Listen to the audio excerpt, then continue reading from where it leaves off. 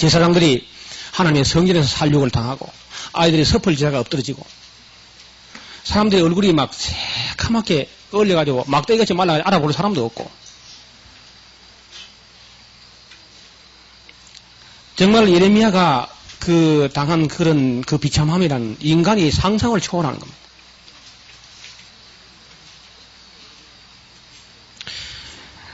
그렇게 예레미야가 진실하게 하나님의 사랑과 애정을 가지고 울면서 했지만 안 믿었어요. 여러분 예레미야가 잘못해 그런 게 아닙니다. 예레미야가 아무리 잘해도 안 믿을 사람 못 믿을 사람 못 믿는 거라.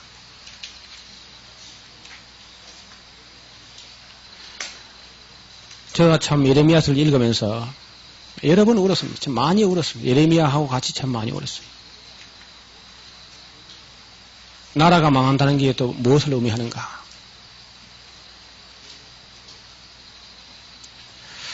예레미야서 읽어보겠습니다.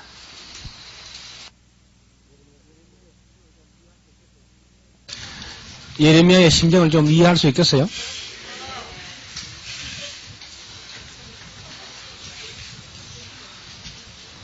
자, 이제 46장부터 51장까지는 열방입니다. 열방.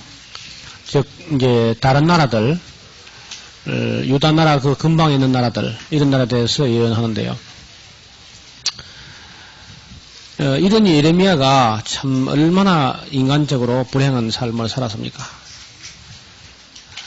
따라다니면서 말해도 뭐 하나도 듣는 사람이 없어. 결국은 바로 혼자 비서고 서기관 바로 혼자 듣고 오히려 구스인 에베멜렉 한 사람이 또 그래도 이제 예레미야가 옳다는 걸 인정해가지고 이방인이 그것서 이제 그 구원을 받게 되고 약속을 받지요. 그리고 이제 그 섞여 사는 무리 게인 족속 레갑의 아들 요나답의 후손들 이 사람들이 오히려 그런 사람들 중에서 여호와 앞에 설 사람이 끊어지지 않을 것이다. 그런 식으로 되고 그리고 이제 포로대에 간 사람들 중에 몇 사람 얼마 이것들이 이제 앞으로 이 땅에 돌아와서 새롭게 나라를 세울 것이다. 그런 약속 외에 거기 남아있는 사람은 다 죽었습니다. 다. 여러 수십만, 수백만이 그 땅에서 칼과 기근과 연병에 죽었습니다. 남은 찌꺼기들이 또 애국에 가서 또 죽고. 이런 것을 그 짧은 기간에 예레미야 자기 한평생에 자기 한민족 전체가 다 죽는 걸 봤단 말입니다. 예레미야가. 그런 시체를 거의 다 봤어요. 예레미야가. 그러니 그 예레미야의 심정이 어떠했겠습니까? 요거 그 구분을 해 놓으십시오. 45장하고 46장 그 사이에다가 그 45장 쪽으로는 유다라고 쓰시고 46장 쪽, 47장 쪽으로는 이제 열방이라고 그래서 그 구분을 딱 해 놓으십시오. 열방. 그래서 46장은 열국에 대하여 선자 예레미야에게 임한 여호와의 말씀이다. 그렇게 이제 애굽에 관해서 나오고 뭐 그 주변 여러 나라에 대해서 쭉 이제 예언하게 됩니다. 모압에 관해서도 나오고 가사에 대해서도 나오고 암몬에 대해서도 나오고 에돔에 대해서도 나오고 갈대아 뭐 엘람 여러 이제 나라들에 대해서 쭉 예언하게 됩니다.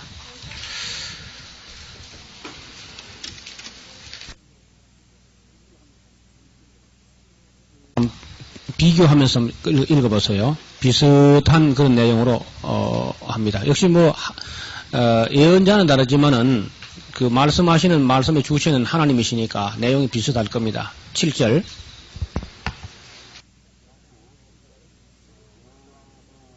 다시 열왕기 하서 제23장 열왕기 하서 23장 31절로 돌아갑니다.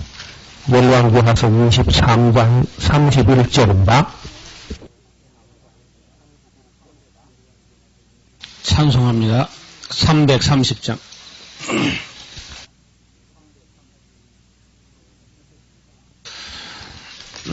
여러분 어떻습니까? 지금까지 우리가 너무 하나님 모르고 있었던 거 아니에요?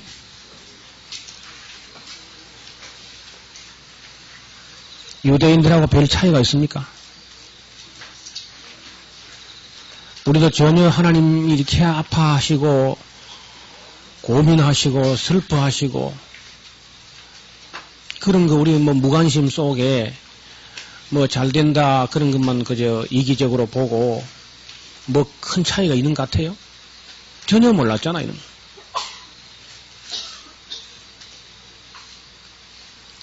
이렇게까지 하나님 말씀하시고 싶어 하는데 우리가 읽지 않음으로 말씀이 말씀되지 못한 채 가만히 있었잖아요.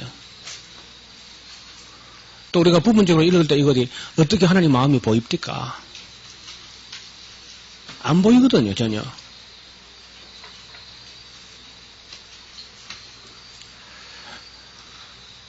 기도합시다.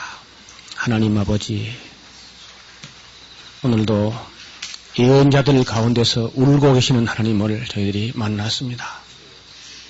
아파하시는 하나님의 마음을 우리가 만분지일인데도 어떻게 다 헤아릴 수 있겠습니까? 처녀딸 예루살렘의 사로잡힘을 인하여 목을 놓고 통곡하시는 하나님 마음을 누가 이해할 수 있겠습니까? 사람들은 예레미야 속에서 울고 계신 하나님을 전혀 알지 못했고 백발이 얼룩얼룩할 때도 깨닫지 못한 채로 나라가 멸망해도 왜 멸망하는지를 모른 채 예루살렘은 황무지가 되고 말았습니다. 하나님 아버지, 그동안 우리도 바쁘다는 핑계로 성경 말씀을 읽지 않고 읽다가 말다가 하면서 그 많은 세월들을 세상에 휩쓸려서 보낸 지난 날들을 돌아보게 됩니다. 자비로우신 아버지 하나님, 우리의 남은 시간 동안에 하나님 말씀을 열심히 읽고 참으로 하나님 우리 아버지의 선하시고 기뻐하시고 온전하신 뜻이 무엇인지 분별할 수 있는 그런 성숙한 하나님의 자녀들이 되게 하여 주옵소서. 우리 하나님의 마음을 읽을 수 있는 우리 모두가 되게 하여 주옵소서.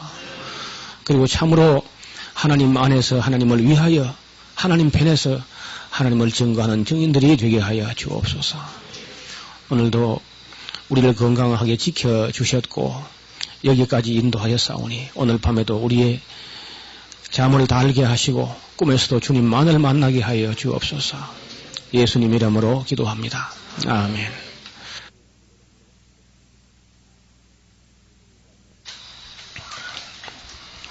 사랑의 아버지 하나님, 연약한 저희를 붙들어 주셔서 오늘 아침까지 강건케 하심을 감사합니다.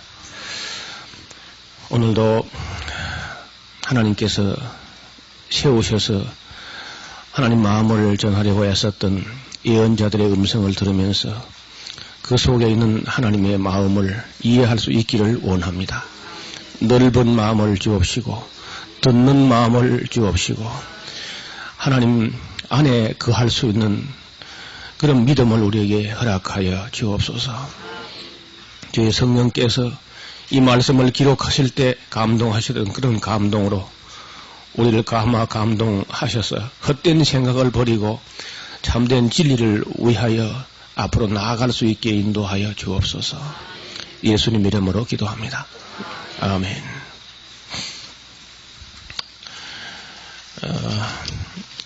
좀 진도가 조금 늦습니다. 어젯밤에 우리가 예레미야 애가하고 다니엘서까지 읽고 잤어야 겨우 그런 대로 이제 진도가 맞아지는데 어떻게 조금 제가 이제 전에는 굉장히 말을 지금보다 더 빨리 할 수 있었는데 그것도 나이라고 그런지 좀 말이 좀 느린가 봐요, 내가요. 지금 말을 빨리 하려고 그러면 말이 더듬어지고 그래서 조금 죄송합니다. 하루에 9시간씩 강의를 하면요. 심할 때는 혓바닥에 쥐가 나고 그래요. 그러니까 말이 안 될 때가 있고 말이 더듬어지기도 하고 그렇습니다. 여러분 참 놀랍습니다. 이렇게 짧은 시간 잠자고 또 거뜬히 일어나시고 자리 탁 지키고 참. 여러분 제가 창세기부터 계시록까지 가는 그 동안에 우리도 모르는 사이에 그래 여러분 제가 인간적으로 제가 여러분을 사랑해야 될 그런 이유가 별로 없는데도 여기까지 따라오는 거 보고 제가 참 사랑하는 마음이 있습니다. 어떻게 그렇게 되는지 모르겠어요. 여러분들은 아이고 하루 빨리 마치고 갔으면 좋겠다 그런 생각을 갖는지 모르겠어요. 근데 한 주간이지만은, 한 주간은 더 안 되지만은, 은혜와 진리 안에서 함께 영적으로 교제된다 하는 신비한 사실이 때로는 참 놀랍습니다. 그래서 마치, 마치고, 여러분이 그저 바람같이 그냥 다 사라지고 나면은, 바람과 함께 사라지고 나면은, 굉장히 허탈해지고, 힘들어지고, 내 속에 있는 무슨, 오장육부도 다 없어진 것처럼 느껴집니다. 오늘 이제 남은 부분들이 하나님 마음을 가장 깊이 이해할 수 있는 그런 날입니다.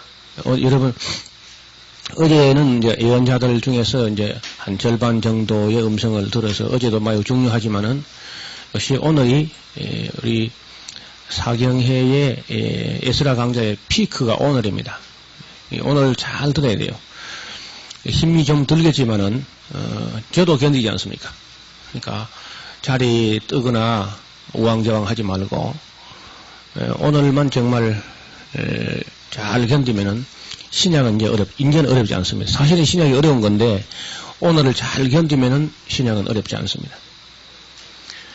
오늘을 잘 넘기고 오늘 들은 말씀이 잘 이해되면 계시록도 전혀 어렵지 않게 그렇게 이해가 됩니다. 왜냐하면 오늘 우리가 예레미야 애가로부터 해서 다니엘서, 에스겔서 같은 그 어려운 책들을 다 넘어갈 것이고 말라기까지 오늘 쭉 나가고 오늘 우리가 어디까지 가냐면은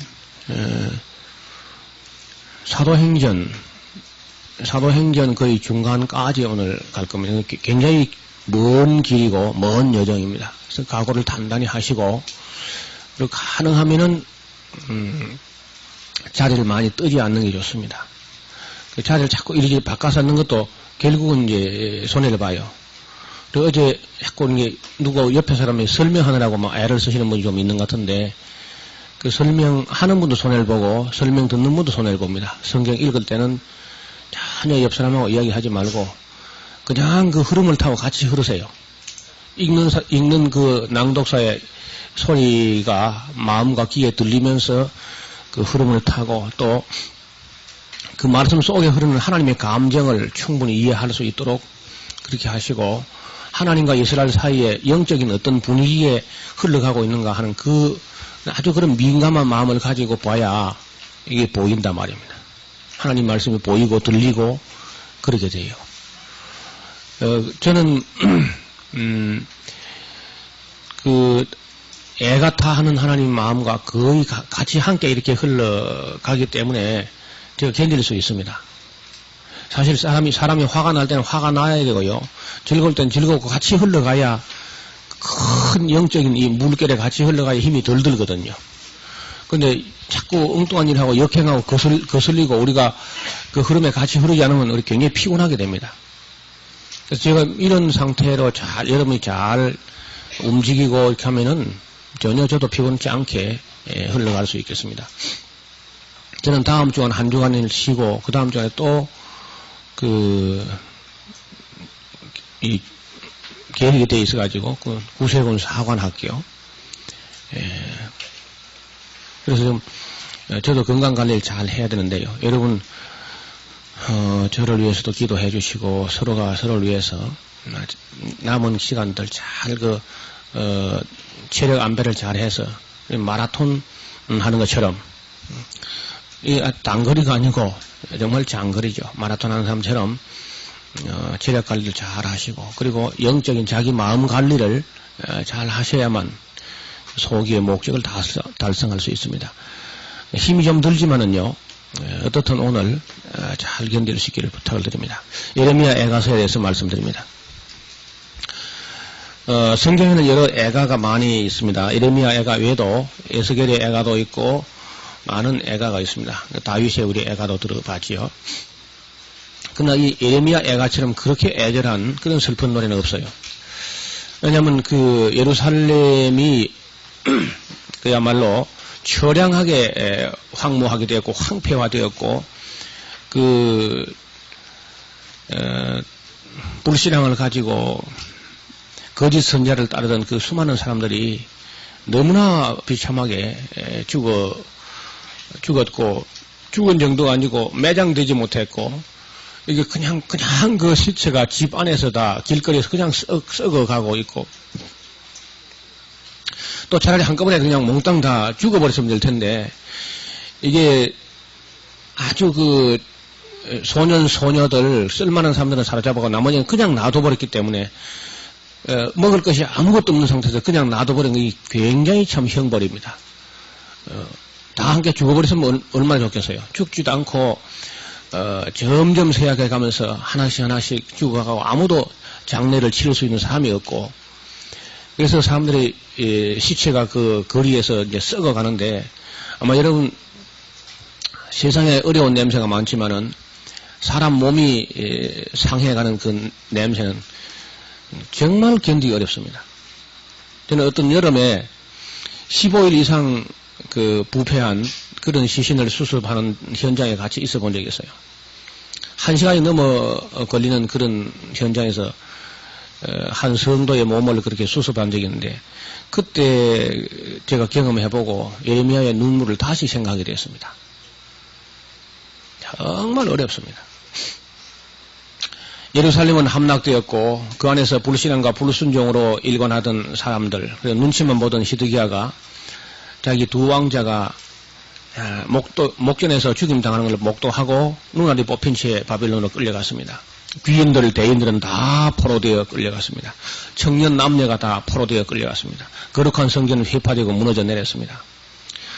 그 안에 있는 성도들이 드렸던 금은 기명이 다 약탈되었습니다. 거민이 많아서 더운 기운이 훈훈하던 그 예루살렘 성읍이 이제는 처량하게 되었습니다. 오호라 열국 중에 공주 같던 성읍이 이제는 조공들인 자가 되었고, 시온의 도래가 처량하여서 절기가 되어도 오고 가는 사람이 없습니다. 어린 자녀들마저 대적에게 사로잡혀 갔고, 골목길에 장난하던 어린아이의 소리가 그쳐졌습니다. 대대로 간직해온 보물단 보물은 다 약탈되었습니다. 소년들이 피어보지도 못한 채 죽임을 당했습니다. 시온이 손을 펴도 위로할 자가 없습니다. 제사장들과 장로들이 식물을 구걸하다가 성중에서 다 기절해 죽었습니다. 길거리는 아직도 살육자의 칼들이 난무하고 집집에는 시체들을 치우지 못해서 피비린내와 썩는 냄새로 눈과 코를 들 수가 없습니다. 눈알이 눈물에 짓무르도록 울어도 위로할 자가 없습니다. 어린아이들이 길머리에서 양식을 구하다가 지쳐서 쓰러집니다. 아이들이 어머니 품에 안기어 배가 고파 혼미한 중에 그 혼이 떠날 때 자기 어미에게 엄마 곡식과 빵이 어디 있어 하다가 숨이 끊어집니다. 여인이 자기 열매, 자기 몸에서 난 자기 자녀를 삶아서 식물을 삼았습니다. 제사장이 그 성소에서 사륙을 당하고 말았습니다. 들깨도 젖을 내어서 새끼에게 먹이는데 예루살렘의 자비로운 부녀들이 무정하기가, 그리고 잔인하기가 광야의 타조같이 되었습니다. 젖먹이들이 목이 말라서 혀가 입신장에 말라붙었습니다. 어린아이가 빵을 구하나 떼어줄 사람이 없습니다. 진수를 먹던 자가 거리에 쓰러지고 붉은 옷을 입던 자, 색동옷을 입었던 자가 이제는 거름더미에 엎어져 버렸습니다. 전에는 종기한 자의 몸이 눈보다 깨끗하고 우유보다 희고 산호같이 붉어서 그 윤택함이 마광항 청옥 같았는데, 이는 그 얼굴이 숯보다 검고 그 가죽이 뼈에 붙어 막대기같이 말라서 거리에서 알 사람이 없습니다. 길거리에서 혼미한 가운데 말라서 죽어가는 여인들이 한숨 소리와 함께 절규가 어찌 칼에 죽지 못하였던고 하다가 숨이 끊어집니다. 대적이 유다의 각성에서 부녀와 처녀들을 욕보이고 지나갔습니다. 어린아이들이 쓰레기 더미에 뒤적거리고 엎어져 죽습니다. 주림의 열기로 인해서 피부가 아궁이처럼 검어졌습니다. 장로의 얼굴이 존경을 받지 못하고 어린아이들의 노래소리는 다 사라졌습니다. 사람의 마음에 영영 희락이 끝이 났습니다. 이러면 탄식을 하면서 여호와여, 우리의 마음을 다시 주께로 돌이키소서. 그리 하시면 우리가 주께로 돌아가겠나이다. 이제는 하나님께로 돌아갈 힘도 없어서 마음까지도 하나님께서 돌이켜줘야만 되겠다는 그런 탄식을 합니다. 우리의 나를 다시 새롭게 하사 옛적 같게 하옵소서. 그렇게 하는 이 마지막 말을 남긴 채 예레미야는 어떻게 돌아가셨는지조차도 우리가 알 수 없이 그렇게 슬픈 노래로 끝을 맺습니다. 예레미야 애가서 읽어보겠습니다.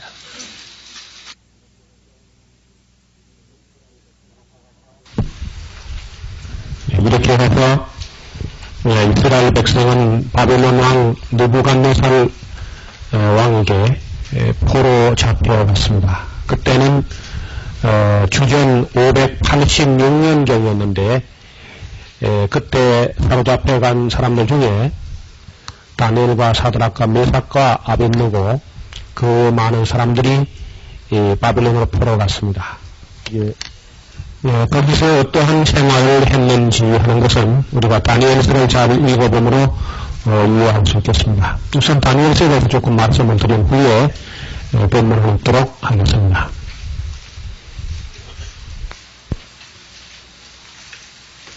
다니엘 1장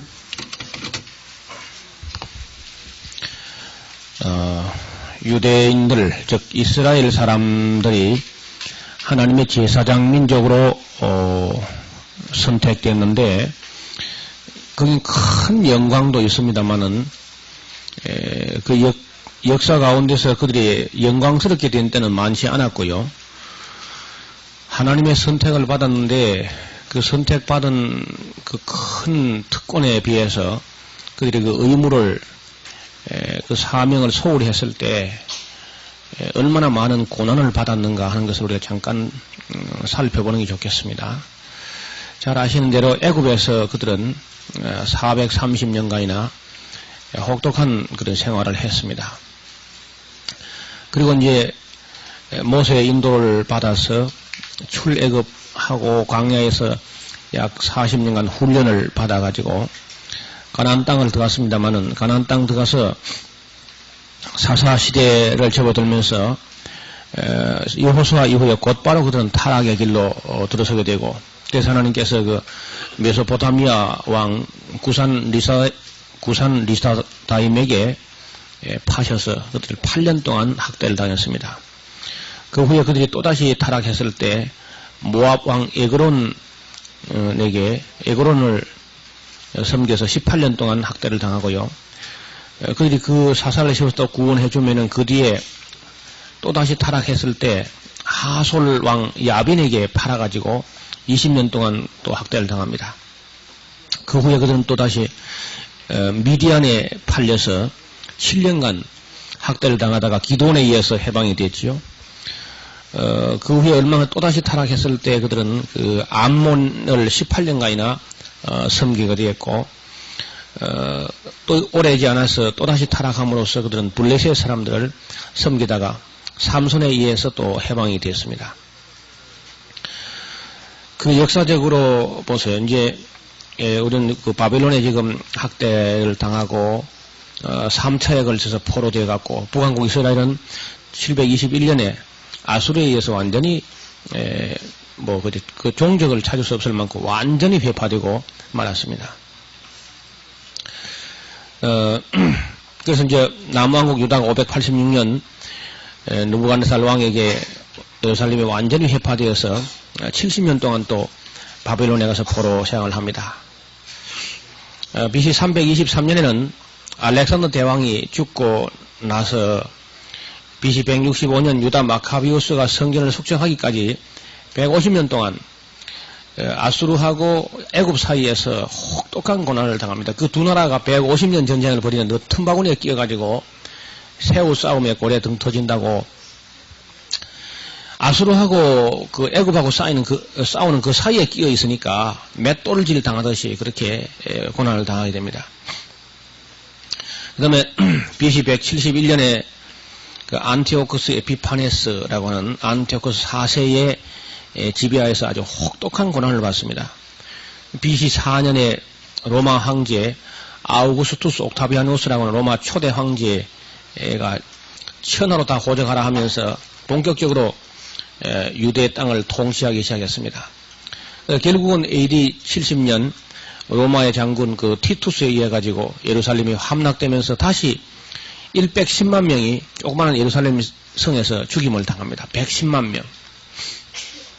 그리고 약 9만 6천 명이 로마로 포로로 끌려가서 또다시 예루살렘은 완전히 황무지가 되고 말았습니다. 그 다음에 123년, AD 123년에서 132년에서 135년까지 거짓 선지자, 거짓 그리스도라고 하는 바르 고쿠바라고 하는 사람이 있었습니다. 이 사람이 유대 독립운동처럼 벌였다가 남은 유대인 50만 명이 죽임을 당했습니다.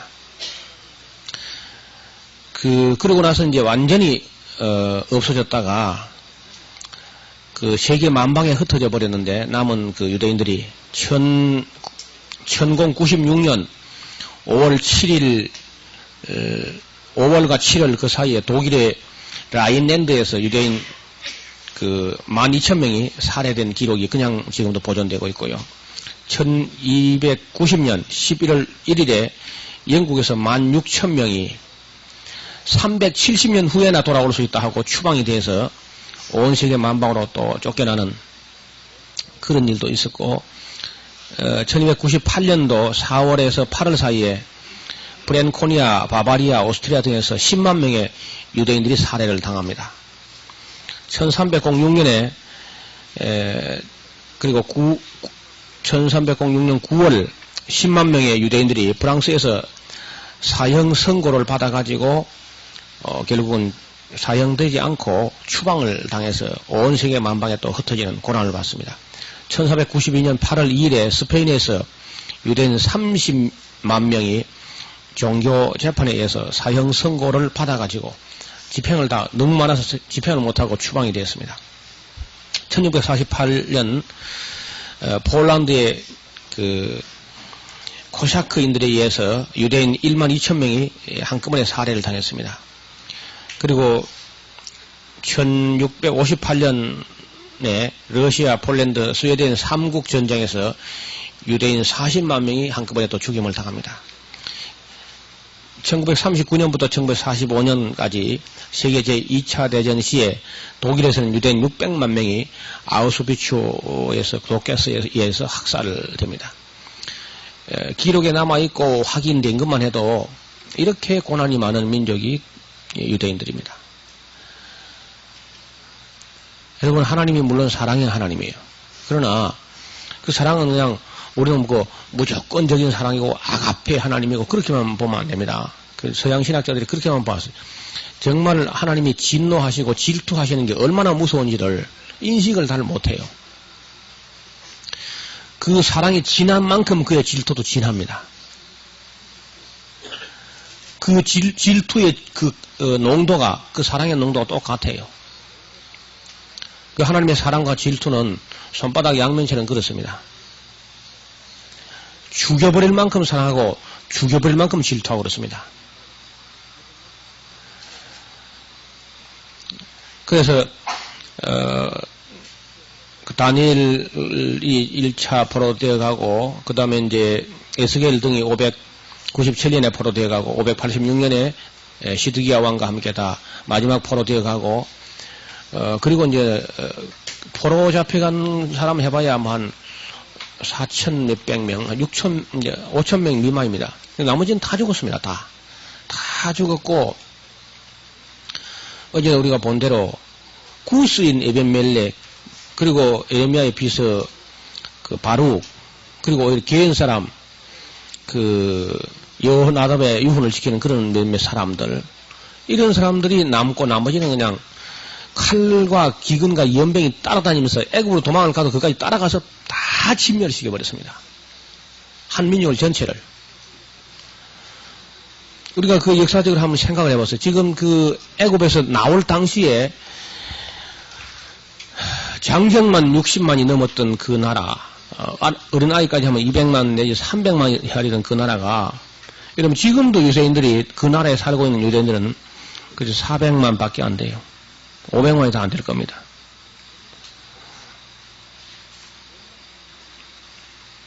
얼마나 죽임을 당했으면 그래 됩니까?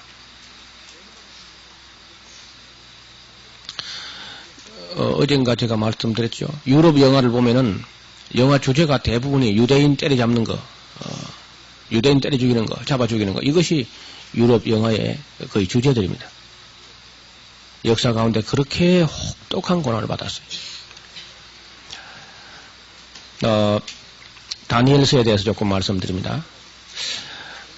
다니엘서는 종말론하고는 거의 상관이 없습니다. 여러분 종말론을 하기 위해서 다니엘서를 가지고 씨름하거나 그런 쓸데없는 노력하지 마세요. 종말에 관해서 몇몇 구절이 있긴 있습니다. 다니엘서에. 그러나 그걸 가지고 막 또 주님 오신 날 점치고 그러면 안 돼요. 그 다니엘서는 그 기록된 목적이 있습니다. 다니엘서 내용을 우리가 이제 읽기 전에 그 다니엘서는 뭘 우리에게 보여주고 또 바벨론 포로간 목적이 또 뭔가 이런 걸 우리가 알므로써 다니엘서는 무리하게 해석하지 않아야 돼요. 대부분 성경을 지나친 해석, 과잉 해석을 해석가지고 하나님 말씀을 혼잡하게 하는 그런 경우가 참 많았는데 아주 위험한 일입니다. 자, 먼저 그 다니엘서가 우리에게 보여주는 그 아주 중요한 부분을 간추려서 좀 정리를 해드리려고 해요. 그 70년 동안 포로되어서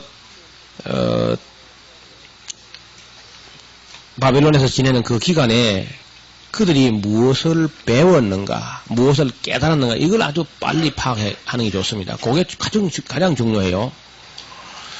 바벨론에 포로 간 것은 저주가 아닙니다.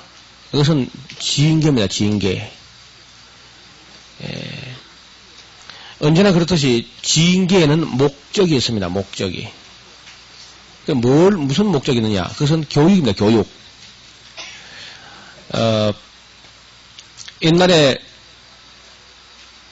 그 신의 광야에서 바란 광야, 시인 광야 그거 거치면서 약 40년간 교육을 받았어요.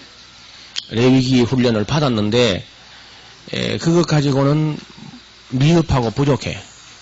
그래서 이제 보충 교육을 갑니다. 보충 교육. 70년간. 보충 교육을 안 가겠다는 사람 다 죽여버리고 그 의인은 믿음으로 말미암아 산다 하는 하박국의 말대로 또 예레미야의 말 들어봤죠? 한결같지요. 바벨론 왕이 오거든 거기 항복하는 것이 그것이 생명길이다. 내가 가진 생각은 내가 아는데 너희의 소망을 주려고 하는 것이라. 그러니까 아무 소리 말고 포로되어 가라. 이걸 예레미야가 일평생 변함없이 외칩니다.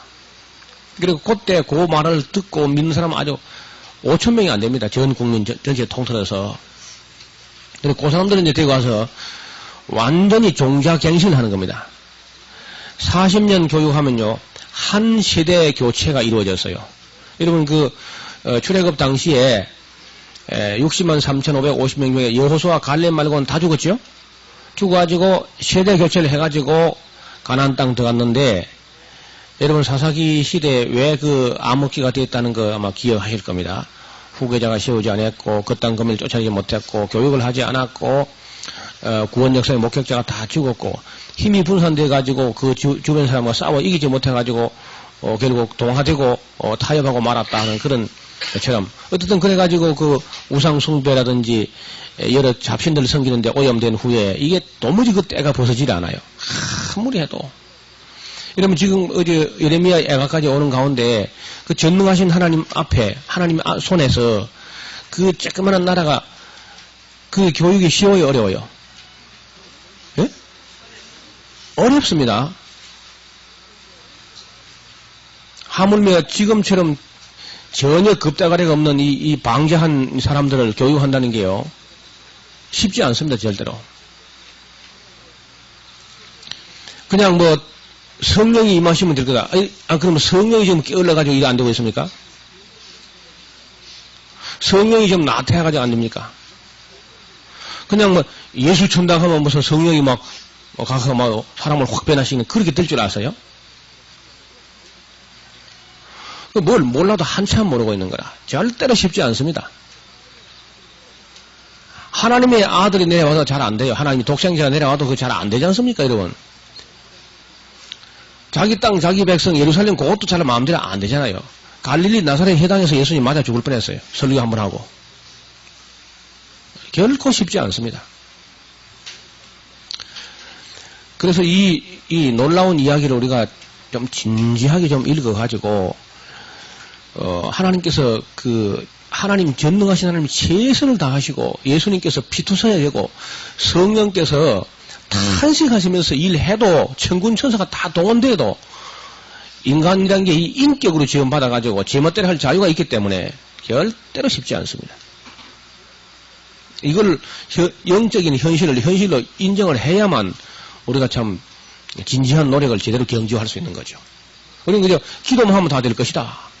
성령이 임하시면 다 될 것이다. 다 됩니까? 이거 좀 보세요, 여러분. 그래서 하나님의 그 고충이 뭔가를 성도들이 잘 이해를 해야 돼요. 교회가 전혀 하나님을 이해를 못해요. 어떻든 바벨론에 가서 70년간은 아주 허송 세월이 아니었습니다. 자, 뭘 배웠는가를 정리해드립니다. 첫째, 우상은 아무것도 아니다. 이걸 배웠어요. 이게 작은 게 아닙니다. 지난 700년간 배워도 안 배워진 겁니다, 그게.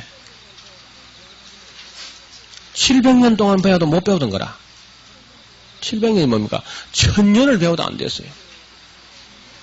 모세부터 시작해가지고 예레미야까지 하면은 약 900년이 되거든요. 900년 동안도 못 배운 거라, 그걸. 그런데 70년 만에 배웠으면 빨리 배운 거 아닙니까? 고가 60규빗이나 되고, 전부를 금덩어리를 가지고 만들어 놨어도 우상은 아무것도 아니다. 이걸 아주 확실히 배웁니다. 그래서 바벨론 포로 갔다 온 이후에 확실히 끝난 게 있어요. 우상숭배를 하지 않습니다. 그렇죠? 아니, 성경을 아시는 분들 그래야 안 그래요? 포로 갔다 온 이후에 다시는 우상숭배하지 않고 또 바벨론 신 마르둑 신이 굉장히 이제 무섭고 큰 신인 줄 알아서 그전에는 그래서 그 앞에서 그런 신을 사모하고 그런 신을 섬기고 그렇게 하거든요. 그 고대사에서는 전쟁을 할 때 그 전쟁이 뭐냐면 신들의 전쟁을 인간이 대행하는 걸로 되어 있습니다. 그러니까 한 나라가 어떤 다른 나라하고 싸운다는 것은 그 나라 신과 이 나라 신하고 둘이 신들이 싸우는데 인간이 동원되는 거라, 그 신의 전쟁을. 그래서 결국은 전쟁에 졌다는 것은 그 신이 다른 신에게 징계됩니다. 그 신의 이름으로 싸우고 신이 이긴 거라. 그러니까 유대인들은 여호와 신도 여러 신들 중에 하나인데 그리 센 것 같지가 않다. 그래 좀 더 강한 신을 섬겼으면 좋겠다. 그래가지고 다른 나라 신을 자꾸 섬기는 거거든요. 근데 이걸 어떻게 하면 하나님께서 이런 잘못된 생각을 불식할 수 있느냐. 이게 이제 바벨론 교육의 70년 교육의 목적이란 말입니다. 이거 하나님의 징계의 목적이라. 근데 그것만큼 아주 끝내줍니다. 완전히 바벨론에 가서 세계 최고의 그 권세를 갖고 있는 느부갓네살이라도 다니엘이 하나님 앞에 꼼짝 못한다는 사실을 그들이 본 거라. 기억나시죠, 그런 건? 여기 아주 정리가 빨리빨리 돼야 돼요. 그래서 역사적 현실을 아주 냉철하게 간파할 수 있는 그런 안목을 가지고서야 다니엘서를 볼 수 있단 말입니다. 우상은 아무것도 아니다. 바벨론 신 마르둑도 아무것도 아니다. 그리고 자기들의 하나님, 여호와 하나님이라는 이 자기들의 하나님이 이스라엘뿐만 아니라 바벨론 왕도 그 여호와 하나님의 지배 아에 있고 바벨론 왕 느부갓네살 왕이 하나님의 종이라는 사실을 알게 돼요. 내가 내 종 바벨론 느부갓네살을 너희에게 보내겠다. 그런 말이 예레미야서에 여러 번 나옵니다. 내 종이 하나님께서 바벨론 왕을 내 종이라 그랬어요. 고레스 왕을 나의 기름 부음 받은 내 종이라 그럽니다. 이게 이제 바벨론 이후에 그때 인식이 되는데 지금도 아직도 이 다니엘서의 참된 의미를 유대인들이 아직 깨닫지를 못해요. 이건 미국 대통령도 하나님의 종입니다. 우리나라 대통령도 하나님 종이라요. 그런 걸 잘 몰라요. 이런 일본 수상도 하나님 종이라요. 알든지 모르든지 종입니다. 그 다음에 바벨론의 신이 아무것도 아니라는 걸 배웠고, 세 번째. 네 번째, 지극히 높으신 하나님께서 인간 나라 전체를 통치하신다. 이걸 이제 깨닫게 돼요. 그것은 다니엘서 본문 안에 여러 번 나옵니다. 읽어보면은, 제가 읽기 전에 미리 말씀드리는 건 기억했다가 잘 보세요. 다섯 번째, 하나님께서는 교만한 사람을 물리치신다는 것을 확실하게 배웁니다. 바벨론 왕이라도 잘난 척하고 까불다가는 짐승이 되어버릴 수가 있습니다. 교만한 자를 언제나 물리치신다 하는 걸 배우게 돼요. 6번째, 반대로 하나님께서 자기를 믿고 의지하는 사람들을 극렬한 풀무불 같은 데서도 사자굴에서도 반드시 지키시고 구원할 수 있는 능력이 있는 분이다. 하나님은 구원이시다 하는 걸 다시 한번 재확인하게 돼요. 그 다음에 계시를 통해서 유대인들이 상당한 기간 동안 열강들의 틈바구니에서 환란을 겪게 될 것이라는 것을 깨닫게 됩니다. 8번째, 모든 역사는 정해진 때가 있다는 사실도 깨닫게 됩니다. 그리고 그들은 조상들의 죄와 자신들의 죄악이 얼마나 큰 죄악이었는가. 성경을 비로소 바빌론 가 있으면서 성경을 읽기 시작해가지고 굉장히 그 성경 연구에 아주 탄력이 붙어가지고 열심히 성경을 읽고요. 그다음 회당 예배가 거기서 시작이 됩니다. 회당 예배. 성경이 없어진 이후에 우리는 하나님을 어떻게 섬길 것인가. 그래서 모여서 지금 우리가 드린 예배처럼 제사가 없이 마음으로 하나님께 마음의 제사를 드리는 그 회당 예배가 시작된 거라요. 그러니까 바벨론에서 70년 동안은 결코 허송 세월이 아닙니다. 여러분, 야곱이 애굽에 내려가니까 요셉이 총리가 돼가지고 다 준비해놓고 있었죠. 실권을 다 잡고, 1인 지하 만인 지상인데 실권은 요셉이 다 잡고 있었어요. 마찬가지로 바벨론에 가라 해서 가보니까 다니엘과 사드락과 메삭과 아벳느고가 이미 실권 다 잡고 있습니다. 하나님께서 숙달된 조교를 먼저 보내가지고 이스라엘 백성을 영접할 준비를 다 해놨어요. 하나님은 준비하신 하나님, 여호와 이레의 하나님이라. 그러니까 가라 하면 벌써 갔어야 돼. 아무 소리 말고. 의인은 믿음으로 말미암아 살리라. 내 생각과 다를 때 내 생각을 버리고 하나님 말씀을 믿고 포로가 잡혀갔으면은 그 영광을 보고 전에 깨닫지 못하는 걸 깨닫는 겁니다. 그래서 다니엘서가 가장 중요하게 우리에게 가르치는 교훈은 방금 제가 말씀드린 이런 내용입니다. 이걸 다 제껴놓고 막 그냥 또 그 몇몇 구절만 뽑아가지고 막 주님 오시는 날이 언젠가 그것만 점을 치고 있으니까 교회가 어떻게 거룩해지겠습니까? 어떤 한 책이 우리에게 그 가르치려고 하는 그 본래 목적을 제대로 파악해가지고 그걸 우리가 읽어내야 돼요. 그리고 그것이 우리의 영적인 피가 되고 살이 되도록 그래야 신앙이 건전하게 되죠. 이런 설명을 듣고 다니엘서를 읽으면요. 그 다니엘서 다 외우러 써 있어요. 크지도 않은 책이고 30분만 그만 겉돈이 다 읽을 수 있는 책이니까. 그래서 앞으로 여러분 종말에 관한 이야기를 할 때에 다니엘서를 뭐 신비하게 또 신묘하고 오묘하고 기묘하고 막 그리 푸는 그런 거 하지 마세요. 지금까지 역사에 그렇게 한 사람은 거의 실수를 했습니다. 종말로는 복음서 뒷부분에 있는 어떤 소스와 바울 서신 속에 있는 종말론적인 어떤 그런 자료들과 요한계시록만 해도 충분히 할 수 있습니다. 구약에 큰 도움이 없어도 넉넉히 종말론이 되니까 다니엘서를 가지고 자꾸 종말론 한다고 하는 그런 사람들은 세대주의적 종말론자들이 보통 그렇게 많이 하고 미국에 있는 종말론자들이 많이 했는데 번번이 다 실패했습니다. 앞으로는 이제 종말은 신약에 가서 다루기를 하고 구약 성경에서는 그 실제적으로 이스라엘 사람들 포로된 사람들이 70년 동안에 뭘 배웠는가, 뭘 깨닫게 됐는가 이런 것을 면밀히 검토할 수 있기를 바랍니다. 다니엘서 읽어보겠습니다.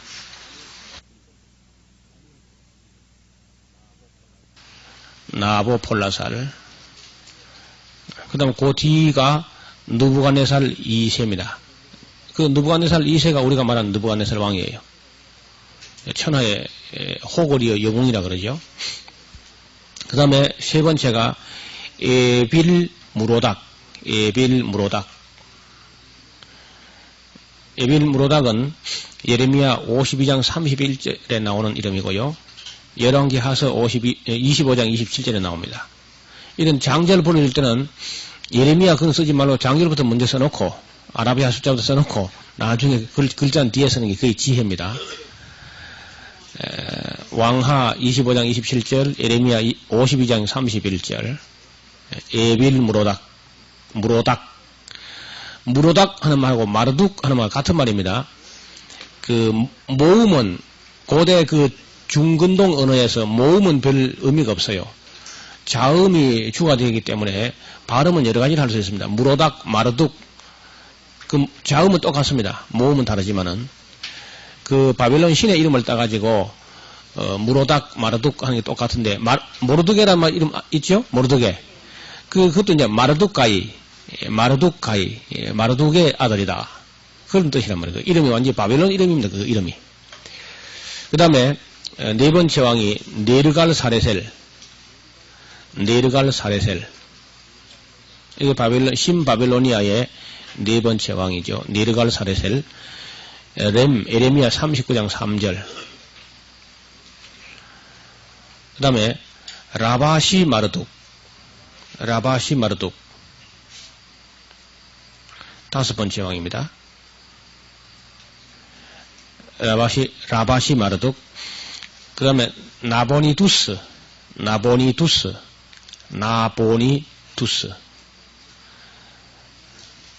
그 마지막이 벨사살은 방금 봤지요? 그리고 우리 성경만 보면은 느부갓네살 왕 다음에 벨사살 꼭 그렇게 된 것처럼 되어 있어. 그렇죠? 그 중간에 주르르 생략된 거는 그냥 전혀 안 나오니까. 그래서 이런 것 때문에 역사를 공부를 해야 이제 신바벨로니아가 어떻게 진행됐는가, 어떻게 발흥하고 어떻게 망했는가, 한 나라의 그 부침을 이렇게 정리가 되어야 됩니다.